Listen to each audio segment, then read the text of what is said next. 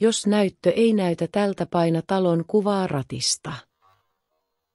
Siirrä valitsinta ratin hipaisuohjainta käyttäen.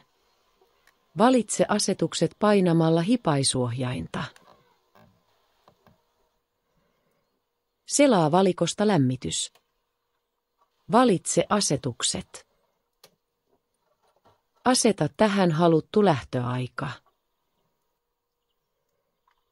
Tähän siis asetetaan auton käynnistysaika. Lämmitin käynnistyy noin 30 minuuttia aiemmin. Palaa askel taaksepäin painamalla takaisin painiketta. Valitse ajastin, jonka haluat aktivoida painamalla valitsinta. Varmista, että lämmittimen katkaisijassa palaa keltainen valo. Tämä tarkoittaa, että ajastus on aktiivinen.